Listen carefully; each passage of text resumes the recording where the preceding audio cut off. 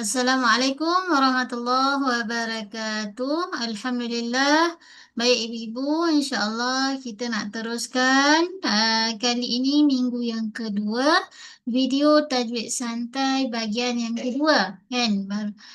Minggu lepas kita dah selesai bahagian satu, so hari ini bahagian dua lah pada ayat yang sama. Ayat 137 daripada surah Al-Baqarah. So bunyi ayatnya ialah A'udzu billahi minasyaitonir rajim.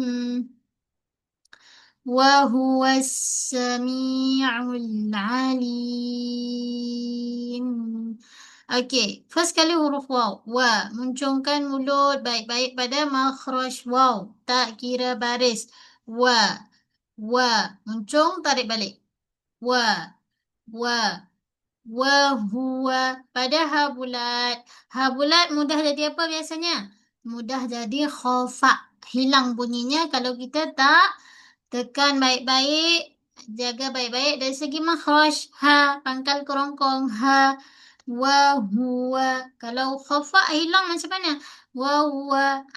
Tak jelas. Tak sebut betul-betul. So, sebut betul-betul. Wa hu. Wa huwas.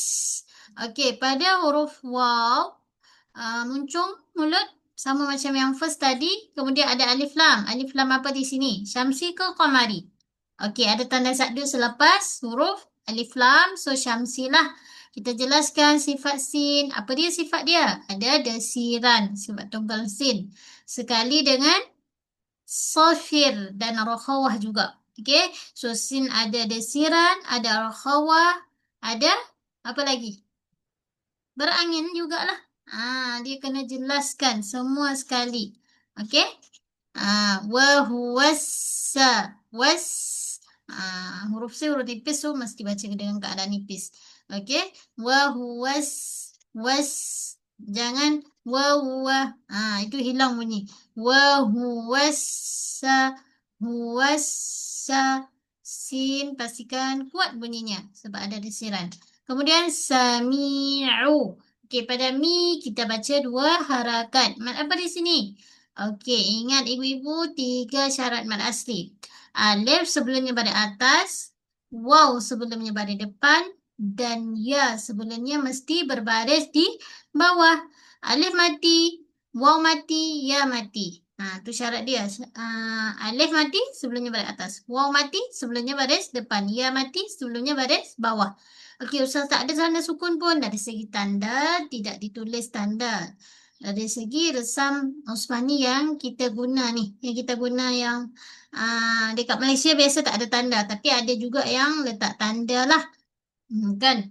Kalau mungkin Quran tempat lain ada yang letak tanda. Cuma kalau dekat Malaysia ni biasanya dari segi tanda tak ada tanda lah pada huruf mat. Okey? Alif, waw dan ya. Alif mati, walaupun sebut mati dia sunyi daripada tanda. Okey. Kemudian seterusnya sami mat asli sami'ul. Okey, ain gunakan tengah kerongkong. Okey, bahagian tengah kerongkong kita sempitkan. Sebab ain mempunyai sifat tawassut. Okey, makhrajnya tengah kerongkong. Sami'ul. Ul. Alif